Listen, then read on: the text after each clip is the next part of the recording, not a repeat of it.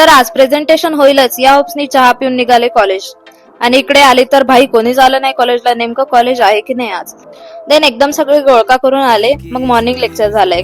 आणि ही बघा लेट उठून 10 वाजता आली आहे कॉलेजला. त्या सोटवाल्या मामाला हिचं पण नाव सांगावं लागते वाटते. देन प्रेझेंटेशन आहे तर प्रिपरेशन करत बसलो. आणि मग म्हटलं आज पण जेवायचं राहून जाईल म्हणून आधी जेवून घेतलं. मग गेलो कॉलेज. आणि इकडे लेवल ऑफ स्ट्रेस बघा. सगळे सिनॉप्सिसच्या मागे लागलेत. नंतर खाली आली तर कोणी स्मार्ट टीव्हीवर फाईल अपलोड करत आहे तर कोणी जेवण करत होतं. नाहीतर कोणी लॅपटॉप घेऊन बसलेलं पीपीटी बनवत. आणि एक 10ला तर एक सरळ 1ला आली. बट कुरकुरे आणले तर हिचं नाव नाही. मग कुरकुरे खाऊन घेतले आधी. आणि मग बसलो तारक मेहता बघत. आज एवढी काही एन्झायटी होत नव्हती कारण भीती एकदाच वाटते ना. आणि त्यात काल झालं नाही मग एवढं टेन्शन येत नव्हतं. मग तेवढ्यात कोणीतरी संत्रा ऑफर केलं ते खाल्लं. याआधी आम्ही शमीनाचा डब्बा सुद्धा खाल्लेला.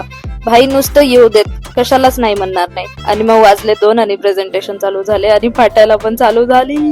भाई होते एन्झायटी. मेरे मुंह से निकल गई मेरी जुबान तुट गई यार. सो रट्टा मारायला चालू केलं. मग टीचर साठी चहा आला. आणि आम्हाला पण विचारलं पिणार का. सो आम्ही कशाला नाही म्हणतोय घेऊन घेतलं. आणि देन 4:30 वाजले. आणि आज पण माझं प्रेझेंटेशन झालं नाही यार. मेरे साथ क्यों होता है.